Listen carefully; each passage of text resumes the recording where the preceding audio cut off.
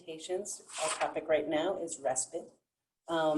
We will have any questions put in the chat. We'll answer those at the end, and all the presenters will be asked to come back on. The next presenter is from Colorado Family Caregivers.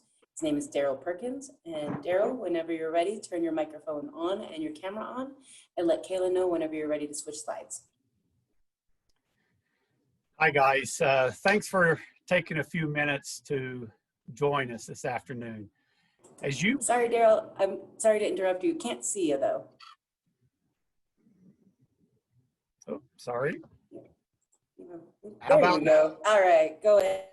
All the great technology things. So thanks for spending a couple minutes with us.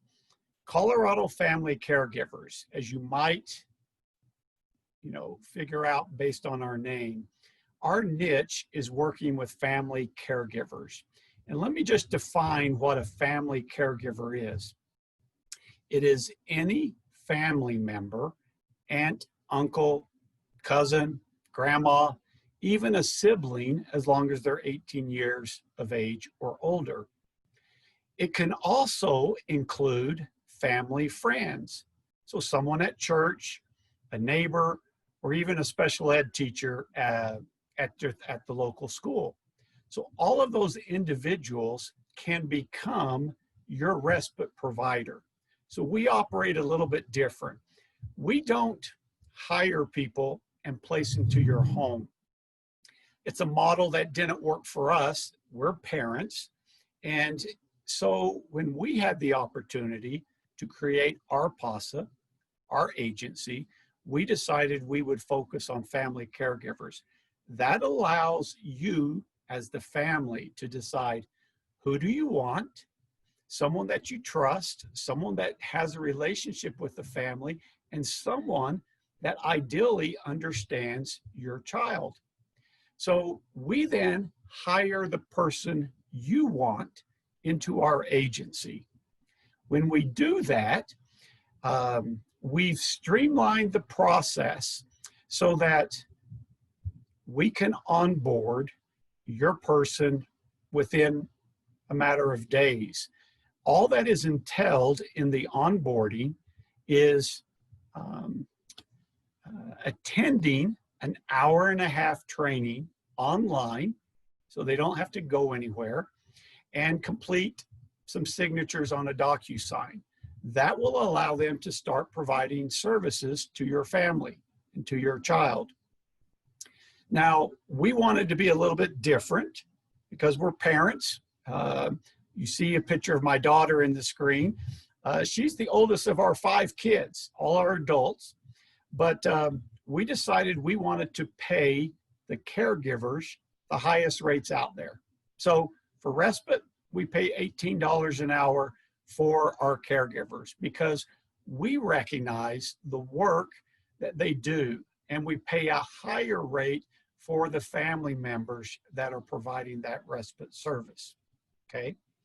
We also help you as a family manage your waiver dollars so that you can utilize respite, not only in the traditional ways that we think of providing relief for the primary caregiver, but respite can be used under the right circumstances to allow a parent to work.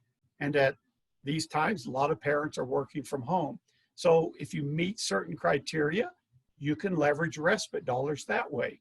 You can also leverage respite dollars if you have younger kids at home and you are with your child at a Medicaid appointment. You can leverage your respite dollars through the waiver to have the caregiver provide services for children 11 and under. So lots of opportunities to make respite work for you. But first and foremost, we want to make sure you have a dedicated team of people that you've selected to provide services for your child. And that's what we do at Colorado Family Caregivers. We also, just so you know, we're now in the Spanish speaking arena, so we're opening up our agency to Spanish speaking families if that is of interest to anyone. And of course, we support many of the other services that are available in the CES or SLS waivers. Thank you. That was great. Thank you, Daryl. Again, that was Colorado Family Caregivers. Just a reminder for everyone that's watching at home, if you have access to that online agenda, any of these slides or contact information or brochures that are listed here can be downloaded over there as well. Moving on, we have Megan's Place. Kristen Smock will be doing her presentation for Respite. If you have any questions, feel free to drop them in the chat. We'll address those at the end of all the presentations. Megan's Place, whenever you're ready, turn your camera and your microphone on and let Kayla know when you're ready to start your slides. Okay, I did click unmute and video. Can you see me? I see you, but you can't hear me. If you tilt your camera down a little bit, I think we got, there's your face. Okay, because I can't see myself on here, so I'm sorry. Oh, no problem. That's a perfect shot. Okay. All right, so we are on your first slide. Can you Yes. see your slides okay? I do. All right, I will let you take the floor then. Awesome. All right, so my husband, Brian, and I are the owners and founders of Megan's Place. We opened about 6 years ago, and we are a respite care center for children ages 3 to 18 with developmental disabilities. Next slide, please. So, like I said, ages 3 to 18, we actually have recently added ages 18 to 25. A lot of our families, our kids were aging out, but we're still in high school and transition school services, and parents weren't quite ready for other day programs. So we are currently serving a small population of younger adults as well. We are open 7 days a week. We have overnight options now in our center. And we do summer camps, we do evenings, weekends. Some families use us every day for childcare needs, a little bit more resembling a daycare center, especially for our kids who are 12 and over, who often don't have any other daycare options. Other families use us for date nights or for weekend care, or to finally get some sleep by using us for overnights, or to go on a ski trip or something like that. So really we can kind of tailor our care to whatever your needs are. Next slide, please. Our mission is to improve the lives of families by providing a safe and fun environment for children and young adults with a variety of developmental and physical challenges so that they can reach their potential, and most importantly, so that their families can rest and rejuvenate and be the best that they possibly can be for their kids. Next, please. So we do a ton of activities. We have a relatively small building, so our demand is quite high. So one of the reasons that we get out and do so many field trips and activities is just to manage that really high demand, but also it's just so much fun. And I'll go over that in a couple of other slides, some examples of what we've been doing. All of our staff are trained in CPR, first aid, universal precautions. Most of our staff are trained QMAPs, and if they aren't, they're never working solo. Many of our staff are trained in crisis prevention and intervention, so dealing with tough behaviors. We work with seizures, G-tubes, catheters, ostomies, so lots of those higher medical needs. And really, most importantly, all of our staff are just very passionate about the children that they're working with. Many of our staff are college and graduate students working on degrees in therapy or special education or nursing or similar fields. Next slide, please. Hello? Oh, okay, sorry. So there you go. Like I said, we've got kind of a small little building that is our facility. And you can kind of see some different pictures, lots of toys and games and activities. Each room handicap accessible. We do have a roll-in shower, so when we're doing overnight care or just on the occasion that we have a little bit of a mess to clean up, we can handle all of those special needs. I know we're a little ways from some of those in the developmental pathways catchment area. We are in Wheat Ridge, but we're just a few minutes from I-70 and I-25. We're right off of I-70 and Sheridan, basically. Next slide, please.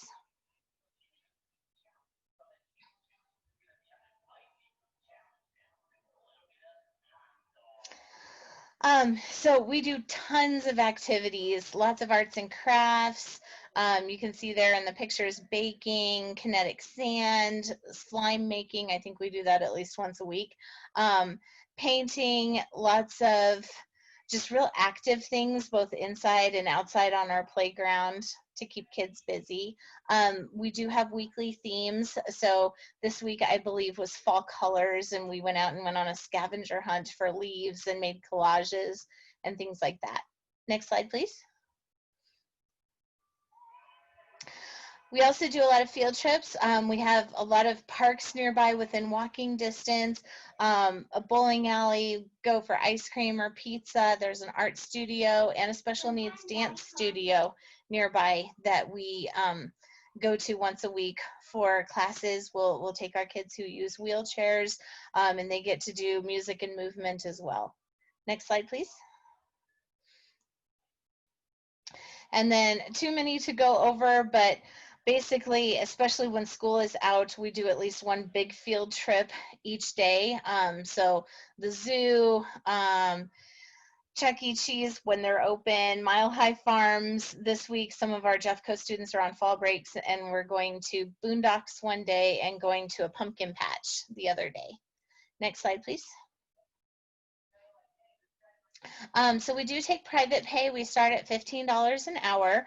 We do take the CES waiver for Respite and Community Connector. And then we also work with the SLS and DD waivers for Respite, Day Hab, Supported Community Connector, and Mentorship. Next slide, please. Yeah, and like I said, my husband and I are the owners, so I'm kind of the first point of contact for getting started to come and take a tour and see what we do and meet some of our staff and see what we're all about. Thank you. Awesome, thank you, Kristen. That does conclude our presentation section. So if I can ask Daryl and Alice to go ahead and turn your microphone or your cameras on, we'll go to the question and answer. Real quick to everyone watching at home, if you look in the chat, Allison's going to drop in a jot form link where you can submit your contact information and be eligible for one of our door prizes that we're pulling for throughout this event, which were all donated by some presenters as well as Developmental Pathways. And then Allison, I'll let you go ahead and direct any questions to the providers. Yes, two separate questions, and we can kind of go by each one of you.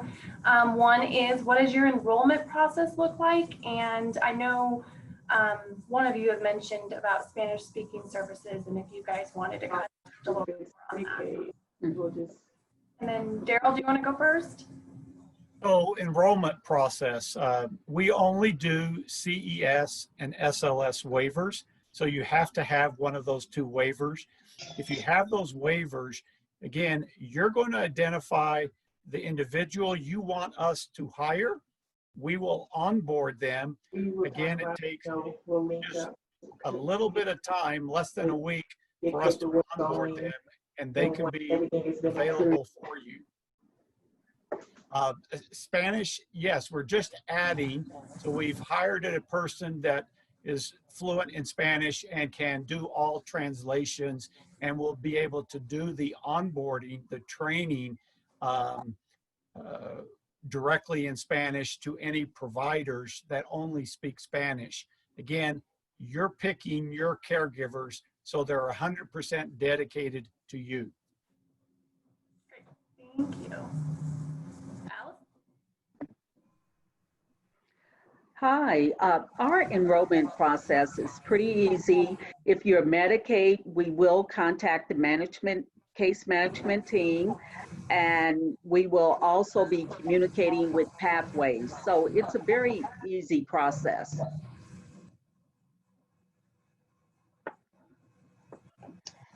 Yeah, we have an enrollment paper form that we would have parents fill out just so we get some background and are as prepared as we can be for kids. Obviously, if there's any medications or medical needs, we have to have all of that information from physicians.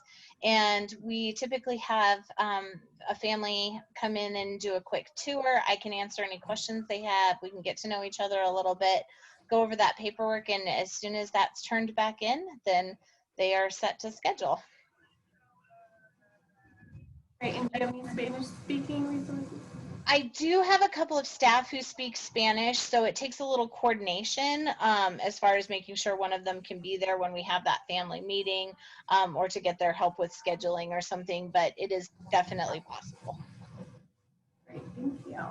And then I have one more question. It is, how do you work with families with children who have challenging behaviors? And that can be to any or all three. So we do, if kids are aggressive towards other kids, especially if there's no known triggers, we probably aren't the best place for them, just because we are a group setting. But that said, we have a lot of kiddos with some known challenging behaviors. Many of my staff are crisis prevention and intervention trained and certified.